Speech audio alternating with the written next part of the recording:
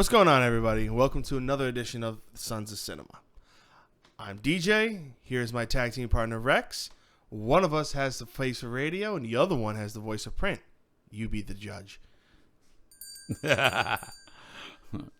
Which a which? Which a which? I'm probably both.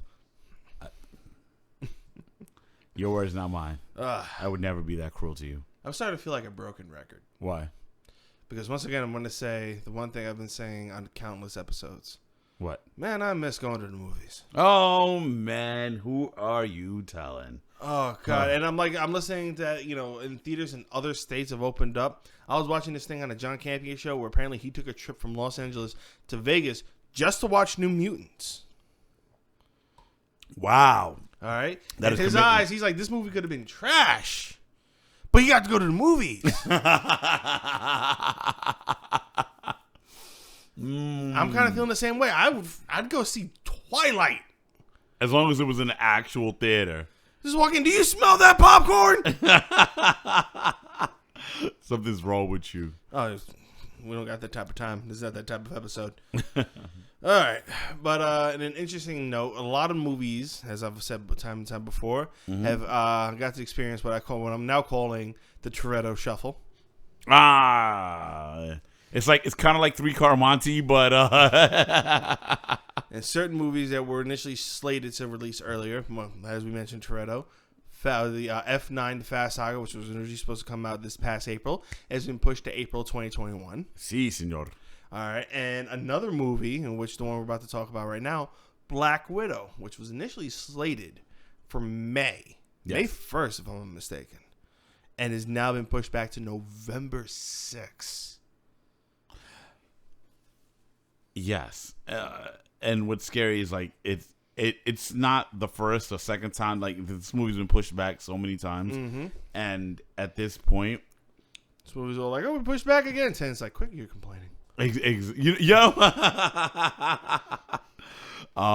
movie, and the reason why we're even talking about it being pushed back again is because Vanity Fair did a survey on their site. To see how people might feel about seeing this movie in theaters is worth waiting for, and the numbers that they came back with are shocking to me. Yes, quite shocking. Let's go over these. Let's unpack this, as they say these days.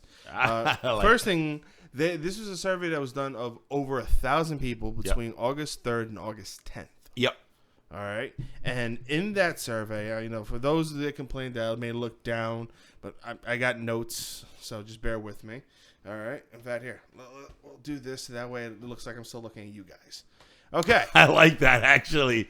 I should do the same thing.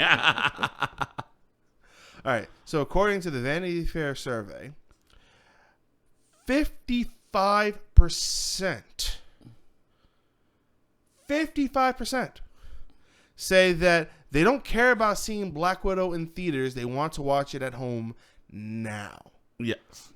All right. While 32% are indifferent, preferring to see it in theaters, but are okay to see it at home.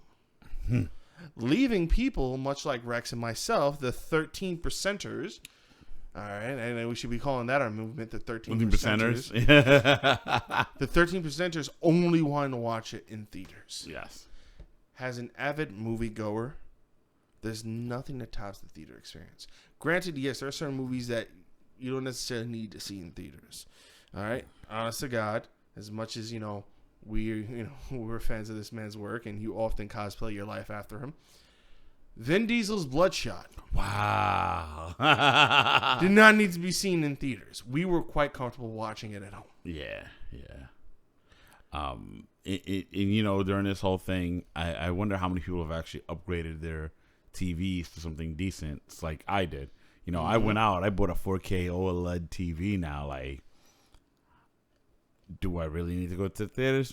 I can still get a fairly decent picture quality. Sometimes when the screens fade to black, I think that the TV's off for a second. Like, I'm like, do I have a problem here? But that's crazy. So essentially, if you count in the ones that are indifferent, but they say they wouldn't mind watching it at home, that makes 87% Yes.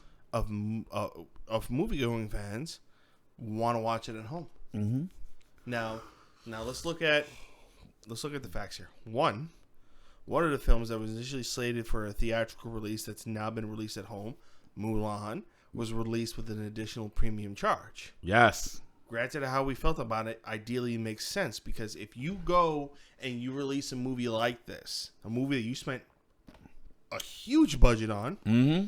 and you just release it to Disney Plus, in which case where people will just go on and, oh, I have my friends at Disney Plus, let me go watch it there. Or, hey, look, I got a whole household of little brats. We'll all just watch it on this one subscription that I pay for, which is about what, $7 a month?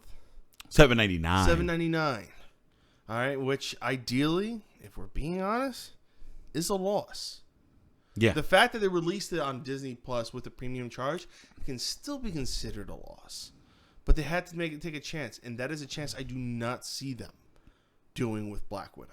Oh, yeah, especially an MCU property. Mm-hmm. Especially with all the news coming out of how Disney is really trying to fast track being profitable again, because you got to realize the parks are closed, the movies aren't coming out, everything's post-production, pre-production, everything has come to a grinding halt.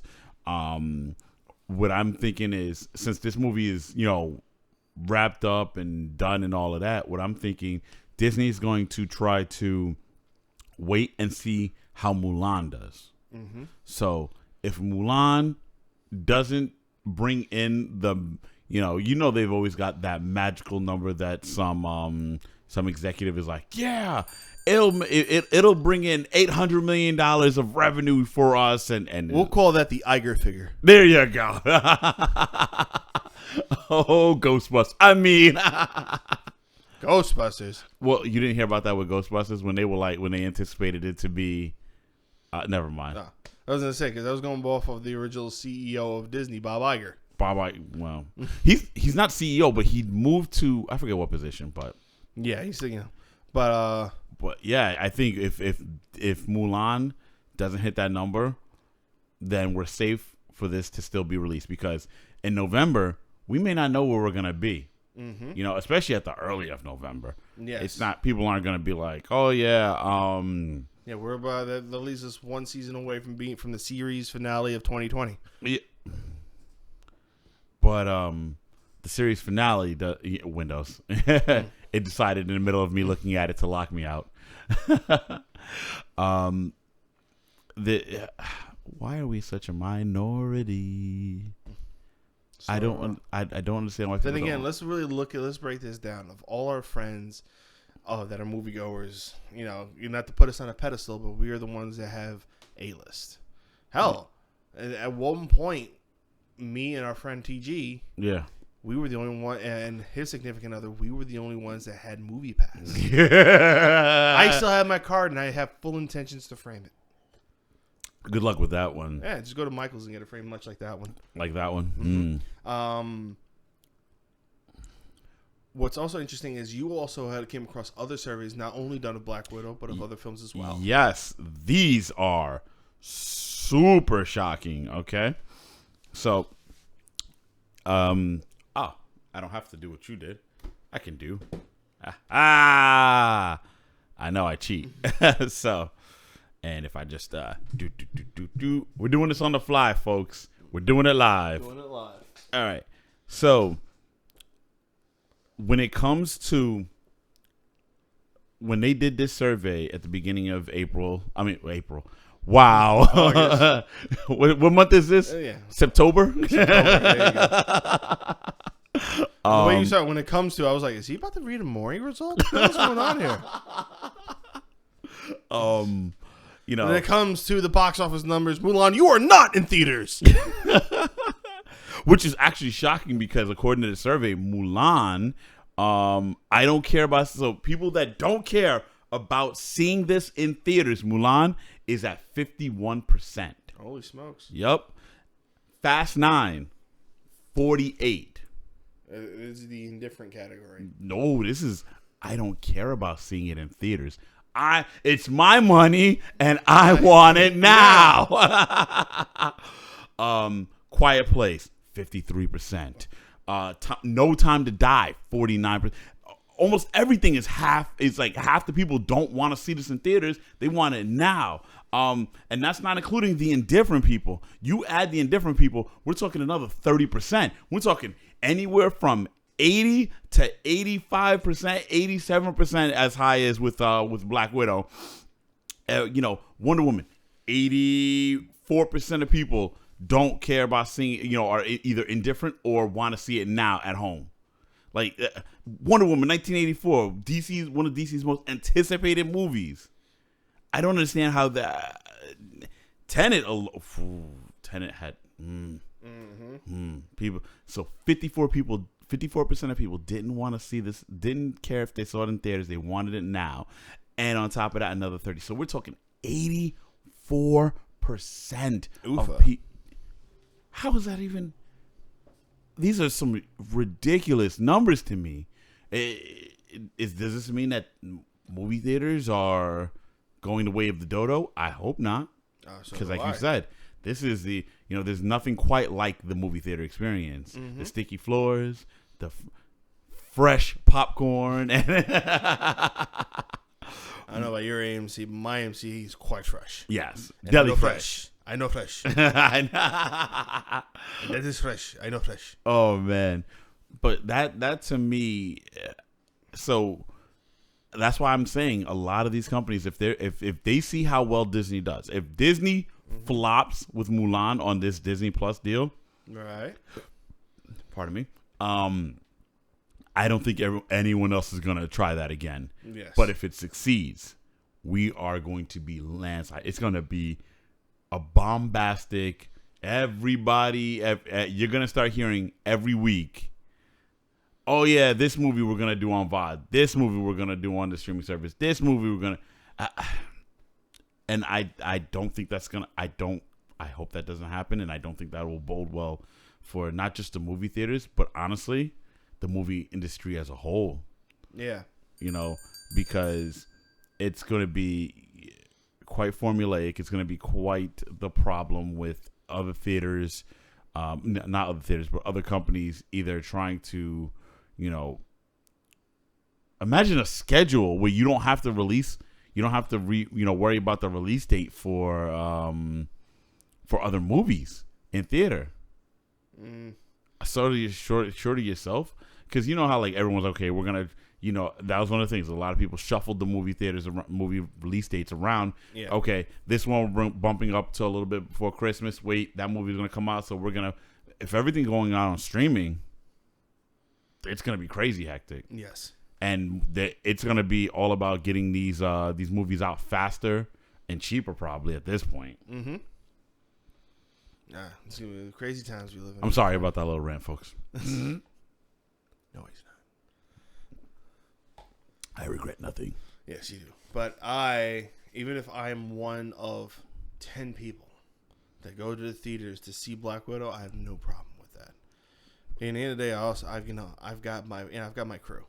Yeah. Oh yeah. You're gonna see. Yeah. We'll take up the whole row. There you go. Corona mask and demonetized. Way to go, Rex. I was doing so well. The streak is over. Oh man. Yeah, but I think we're gonna have it's gonna be those diehard fans that are gonna try to keep these places open. Yeah, I intend. Funny enough, I got a notification from my gym saying they're back up and running. I'm gonna give them to about like the second week of September before I start going back. Yeah. The theaters, the moment they're like, "Yo, we open," I'm showing up. I am. If I can, I show up the same day. Exactly. I am in there like swimwear. But yo, what are you showing? Oh, is it Gone with the Wind? I never saw that. Let's watch it. Let's watch. Go. Schindler's List? That 3 hours movie that's really long? Put it on. Just bring the popcorn and keep it coming. Yes, keep it coming. Keep it coming. Oh. Well, with that being said, my friend, any famous last words? You should want to see this in theaters. You should want to see movies in theaters. There's an experience that you just don't get anywhere else. Precisely. How long before, it's funny actually, I got some famous last words on this one. Mm-hmm. I was recently, you and I being both techies, I was recently looking at a video about, remember the Oculus Go? Yes. The Oculus Go is an affordable VR headset.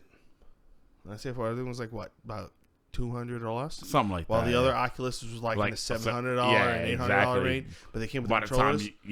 time you did with everything, it was almost $1,000. This one had like a remote, and its main feature about it was that you can go and you can watch, stream things. Yes. Now, one feature about it is you can actually set up a friend's account, and you can legit do something that was called a lounge. So, in which case, you can watch something with your friend. So, for an example, you can be at your home. I can be at mine. We could put our headsets on, and we can watch The Evil Dead. I remember Xbox had something like this for Netflix. Yes. So, with that being said, how long before we head in that direction? Netflix already has a feature called, I think it's called Viewing Party. Yeah. But that was mainly through their web extension. You can't do it on the app, to my knowledge. Probably not yet, but depending on how big it becomes, they might do that. And in which case, if Netflix starts doing it, how long before Hulu, Amazon Prime, Disney Plus, HBO Max, Tubi, Shudder, Quibi? Still want to watch The Most Dangerous Game. Hmm? I still haven't watched The Most Dangerous Game. I kind of want to see Die Hard, just for John Travolta. Same here. Mm-hmm. John Travolta's a man. Mm-hmm. There'll be no sex here. Who else is here? Just us. How long is this going to take? About a Quibi. All right, definitely. This episode's not going to be about a Quibi. All right. So, with that being said, thanks for watching. Do us a favor. Join the conversation in the comment section. Tell us what you think about this matter. As well as subscribe, hit the like button, and hit that bell notification so you get notified on all the videos we have coming out. I've been DJ. He's been Rex. Thank you for watching. And we've been the Sons of Cinema. Peace. Alrighty. Wow, my voice broke when I was doing that one. It's like, the Sons. Like, what just happened? It's like puberty 2.